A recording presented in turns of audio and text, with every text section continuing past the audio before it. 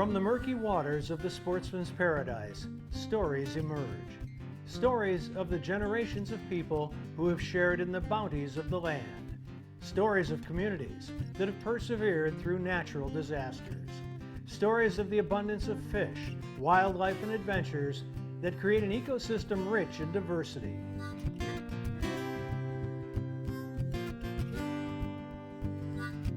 And from the silted banks of the mighty Mississippi to the soggy marsh bottoms, from the tops of towering pine forests to the depths of the salty Gulf, human and animal have shared this fortune for centuries.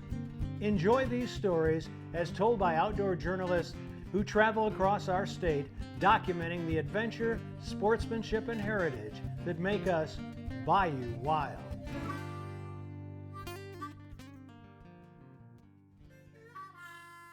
Hi, welcome to another episode of Bayou Wild TV. We're at Morton Seafood Restaurant and Bar on the banks of the Tchefuncte River in Madisonville. I'm Don Dubuque along with Martha Spencer.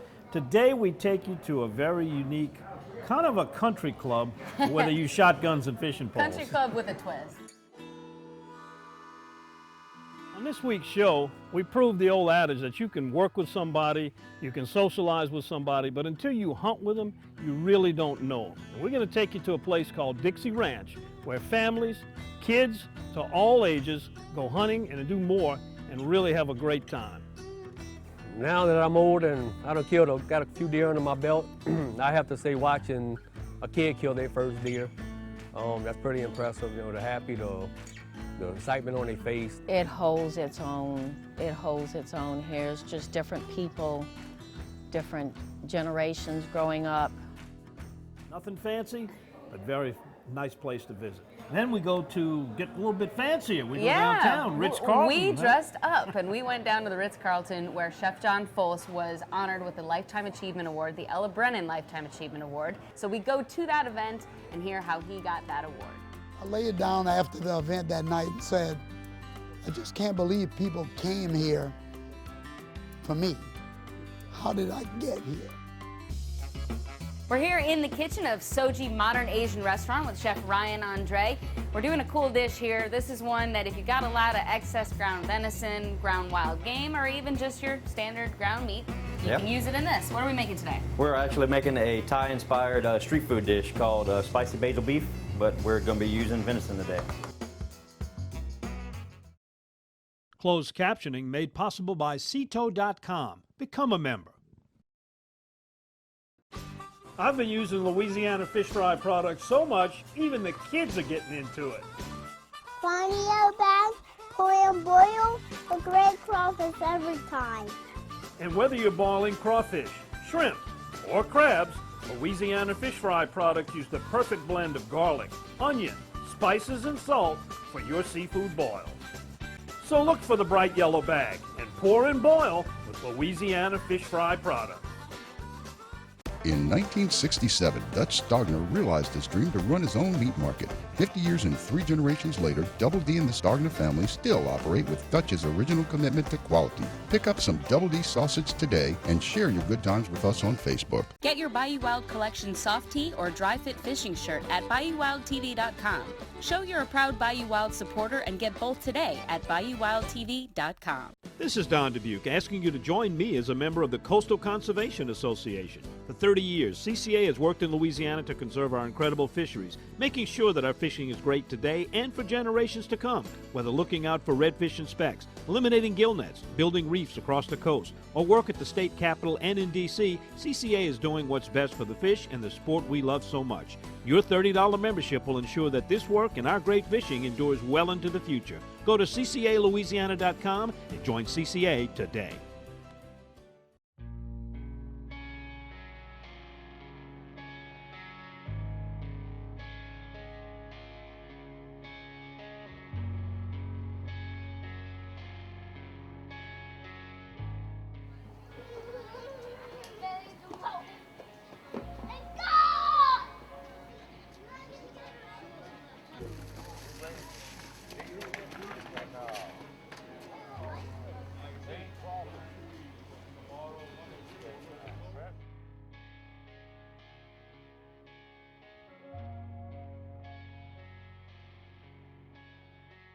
Back in the early 80s, I was one of the founding members of a hunting club called the Dixie Ranch Wildlife Management Club. Ronnie Patterson and I talked about it, and he decided to take a piece of property in St. Tammany Parish, lease it. It was overhunted, and really manage it for good whitetail deer hunting right close to home. I went to Texas with a friend over in Mason, Texas, and I seen nothing but rocks, mesquite bushes, and I said, hey, we got plenty of greenery in St. Tammany Parish. I come back and I got to looking around. I said, you know something? I want to bring back to St. Tammany Parish similar to what they had over there. And I went to Crown Zuttelback. Crown Zuttelback said, sure, we'd be happy to lease your land. We're not getting a thing for it. So we leased the heart of Dixie Ranch, like 1,200 acres. Finally, folks started believing in us and seeing what we really stood for, which was hard because you had been named outlaw.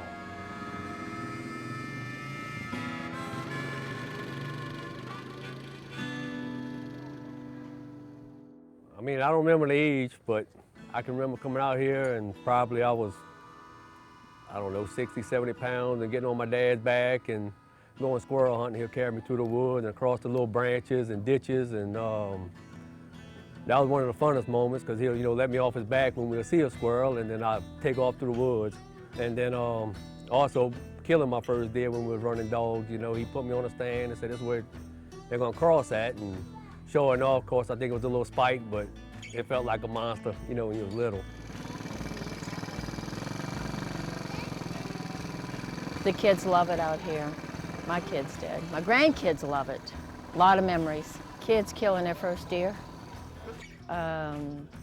Seeing what hunting is all about. Family up front, foremost.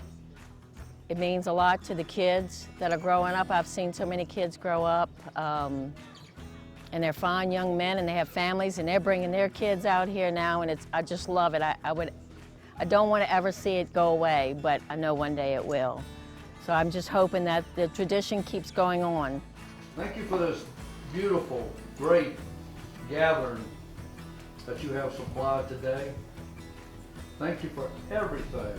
And all our wonderful members that are here tonight, thank y'all for coming. And bless this food for the nourishment of our body. Amen. Amen. Hopefully we'll be here forever. When I went to step down in 2003, and we had a board meeting, and we had a thing, they said, okay, who's gonna take Ronnie's place?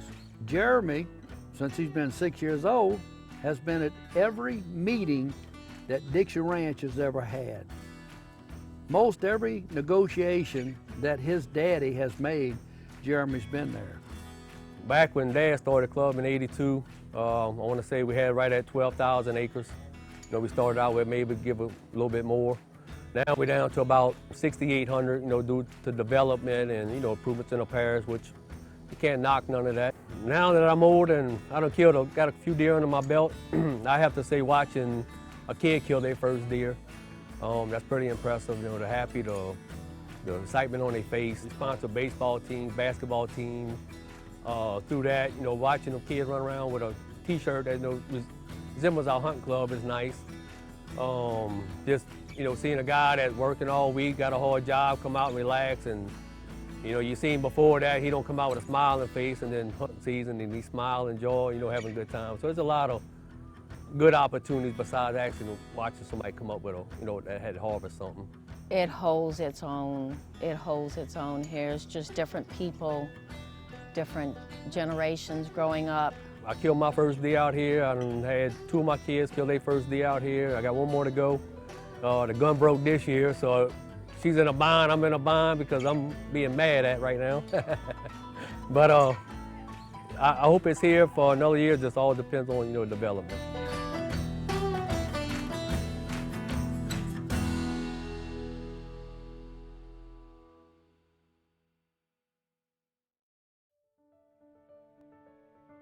Whooping cranes are back in Louisiana.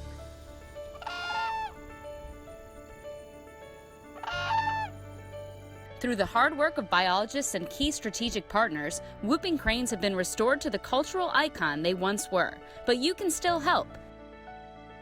To donate to the Whooping Crane program, visit lawff.org. Thank you to Chevron and the Louisiana Wildlife and Fisheries Foundation for their generous support. In 1967, Dutch Stogner realized his dream to run his own meat market. 50 years and 3 generations later, Double D and the Stogner family still operate with Dutch's original commitment to quality. Pick up some Double D sausage today and share your good times with us on Facebook.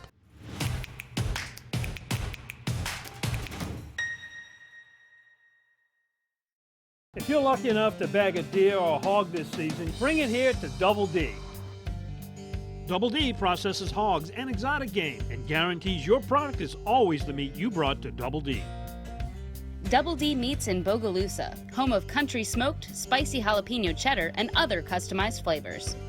Bring your deer or your hog here to Double D, where you always get your meat back in return. It's worth a drive to Bogalusa from anywhere. Double D.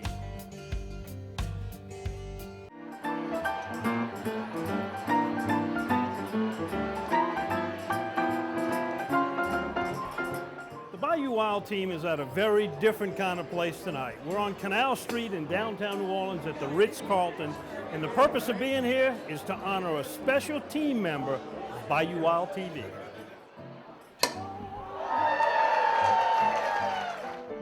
Well, the New Orleans Wine and Food Experience, this is our 28th year, and we host the New Orleans Wine and Food Experience in March, but this event, the Ella Brennan Achievement Award, this is our 10th anniversary.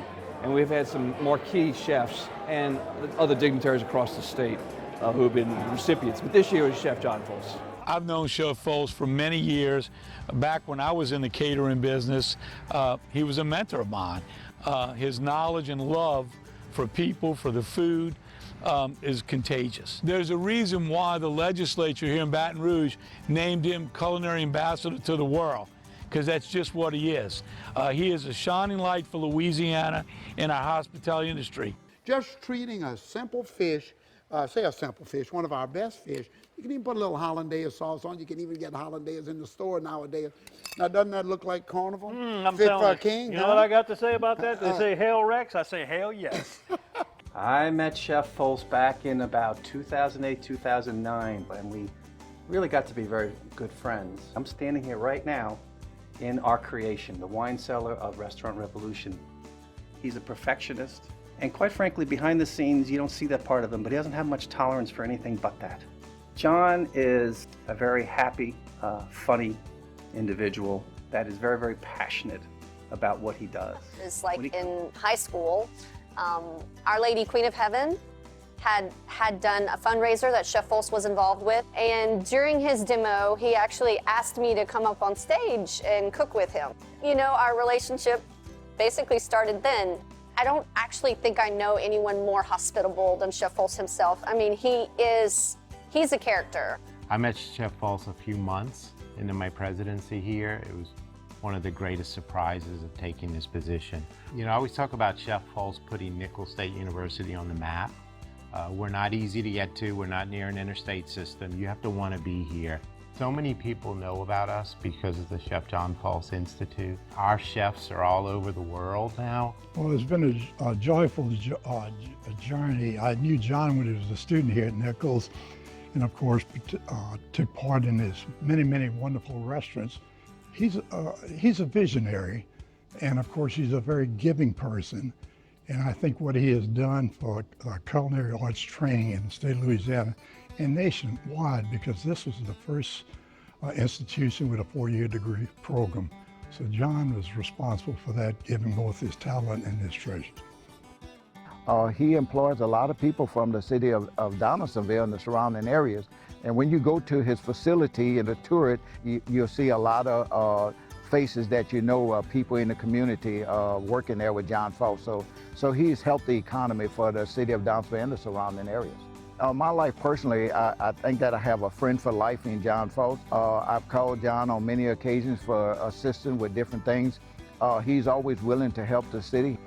Way past John Folse, people will know John Folse, and he's done so much to impact the lives of young entrepreneurs, so his legacy will go on forever. what Chef Folse did for me is and what he instilled in the entire Culinary Institute was he showed us that we were going to get out what we put in. You know, you didn't realize the people you were sitting down with. I mean, how many times did I sit down one chair away from Chef Leah Chase and just listen to her talk for 2 hours, and he facilitated all those things. And now, even more, he's been helping me grow my business, and that's huge because he didn't have to do that. Chef Folse, I met, he was one of the chefs in the charity and most generous, and Sister introduced me to him, and it was like meeting an old friend, a spiritual person, and a real hometown Louisiana boy. Take a look at what this looks like. Now, we've taken the duck and made a beautiful salad with it. You can put a little dirty rice under this. You can put a little pasta on it if you want to. It doesn't really matter. You know, just let your preference be your guide there. And I'll take a little bit of this dressing, just kind of we almost there. We almost there. Drizzle over that duck like that, and of course on the salad itself. Perfect. Now you see, you might want to take a piece of that duck. We're going to get to that. We're going to get to that. Knowing Chef John Folse feels like all my life. So him and my grandmother, Chef Leah Chase, had a real big relationship in this industry. I would always be the tag along for my grandmother. When he comes in, you're going to recognize him, you're going to listen, and you're going to pay attention because he just draws that attention to him. So we need him. We need him to go out there and bring some more of the people back to this beautiful state. When you talk about Louisiana and the culinary and hospitality industry, you have to recognize those who built us to where we are today. John was a very easy choice for us to have partner here at the airport. Guy, when we need something, John is there. When John needs something, hopefully we are there for him. At this point in time, for somebody new to the state of Louisiana and needing to understand how steep and rich the industry is and the culture is, John's a perfect historian for me to learn more about all of that. And John absolutely deserves this for all the things that he's done for the industry, for the state, and for all the people that he's touched and all the lives that he's changed in his world. When I think about somebody who represents hospitality, warm and inviting, a presence, it's certainly John Folse. We've done hundreds of hours of television programs that have aired around the country and around the world. John Folse is one of the bulwarks of making us a viable entity. And for LPB, if we didn't have John Folse, we wouldn't have a taste of Louisiana, but we wouldn't have a taste of what it means to have a good friend producing a terrific show. Chef Folse is he's not a remarkable culinary figure, he's a remarkable figure of humanity. He is certainly one of the great chefs in Louisiana, but he is also one of the great culinary educators. And that's just not how to make a roux or how to make a stock, that's how to connect with what's in the plate in front of you and what it means historically to your family and to your state. I mean, the thing about John Folse is he will live longer than any other chef in Louisiana because his legacy is his shadow is gonna go for a long time. To receive an award that's named after New Orleans' grand lady of the restaurant industry, Ella Brennan, Commander's Palace. And to think that a guy from outside of New Orleans was brought into the city to be honored in itself was overwhelming. It was a surprise to me, a total surprise. That they said sometimes you just got to stand up and do something, that Ella says. And that's what, if you look at all the things that John has done, he has leaned in every aspect to do something. And that's what all these recipients have done. They've all made an impact. They've all created these significant businesses, but they've also impacted so many thousands of lives. I think that's what it really boils down to. I laid down after the event that night and said, I just can't believe people came here for me. How did I get here? How did I get to this? And I know I owe it all to the good Lord and hard work. And I just hope, if nothing else, that night inspired all of those beautiful young chefs who came from all the schools, all the restaurants to serve that night, which in itself was overwhelming. If I touched them in any way that allows them to do what I never thought I could do, that night was really well done, you know. So Yeah, I appreciate it a lot. I remind myself that every day a new generation of cooks go into the kitchen. You know, young people graduate from college, they go to get married. Every day we need to teach this over and over and over and over again so people know they're moving to the next generation. Just because we know how to do it and clean it and Doesn't fry mean it, everybody else they don't. So that's why we do things like this. The one word that describes Chef Folse is passion. Love and passion. I'm going to say youthful. Honestly, energy. That guy, he doesn't stop. The one word has to be ambassador. Louisiana Culinary Ambassador. I know it's 3, but that's the best I could do. Historian. Antiquarian, someone who collects antiquities and antiques. I think he's a visionary who's going to go down in history as a pioneer in culinary education. So visionary fits him perfectly.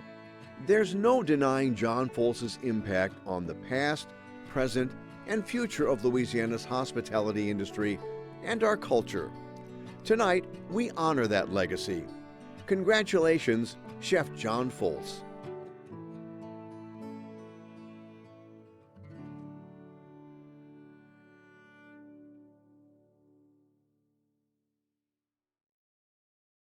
Hello, my friends. This is Louisiana native Zachary Richard. I cherish the outdoor experiences that make our state so special. And for the first time in over 60 years, whooping cranes are back in Louisiana. Wildlife and fisheries need your help as these beautiful birds resettle in our state. If you spot a whooping crane, observe it from a distance, and if you witness anyone harming one of these very special birds, call the number on the screen. This message is underwritten by Chevron.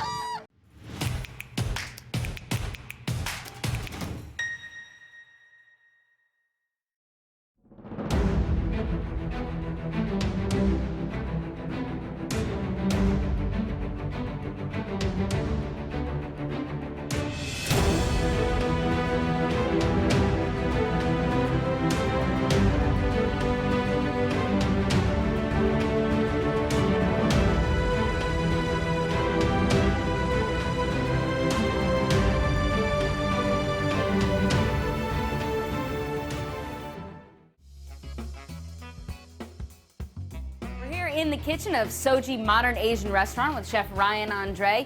We're doing a cool dish here. This is one that if you've got a lot of excess ground venison, ground wild game, or even just your standard ground meat, you can use it in this. What are we making today? We're actually making a Thai-inspired street food dish called spicy basil beef, but we're going to be using venison today.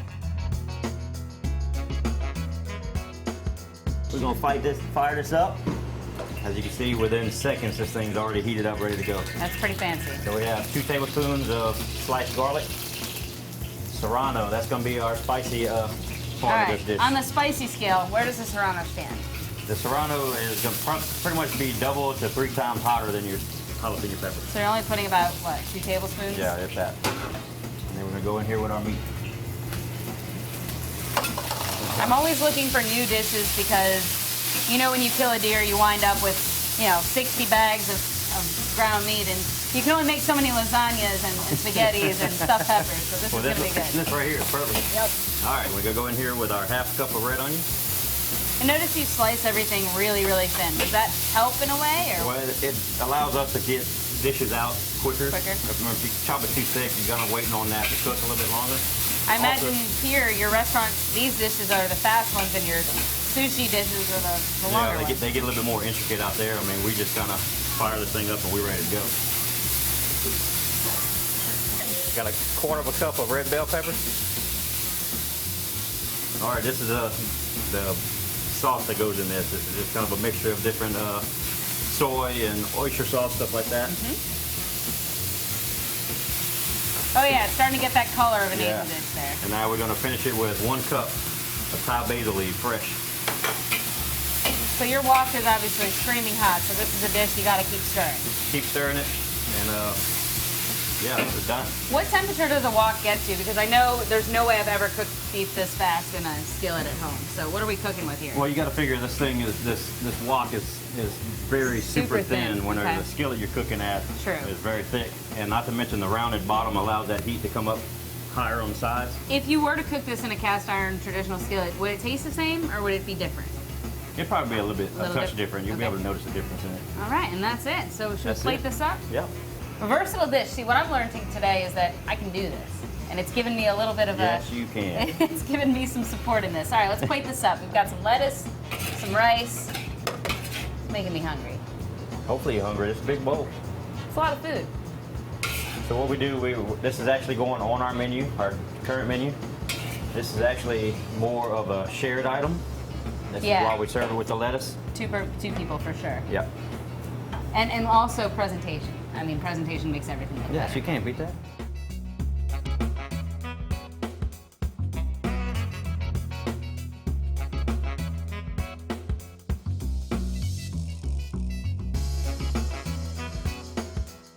On a scale of 1 to spicy, for people that are a little afraid of maybe serrano pepper, what could they use? Just cut down on the serrano pepper. Okay. Or they could use jalapeno instead. Excellent. All right. Street food. We like it.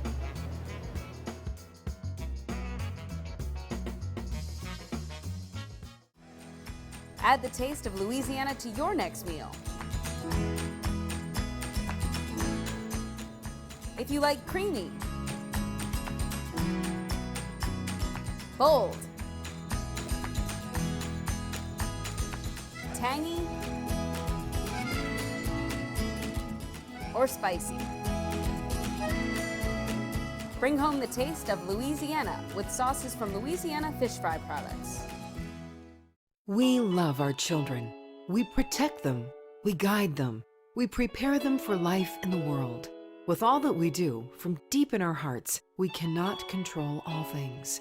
Life-threatening illnesses and disabilities affect far too many of our children each year. While we cannot change the circumstance, we can make dreams come true. Dreams to provide hope, to provide spiritual healing and strength, to provide moments of happiness and relief in the hardest of times. Hunt of a Lifetime is a nonprofit organization fulfilling dreams for hunting and fishing trips to youth 21 and under with life-threatening illnesses and disabilities. Visit huntofalifetime.org to learn how you can make a difference.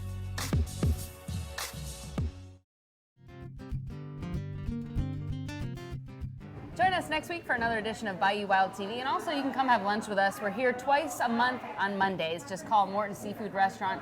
Come swap stories, fishing and hunting, and check us out at BayouWildTV.com. And don't forget to check out the Bayou Wild collection. Hats and shirts, and become a Bayou Wild fan. We'll see you next week.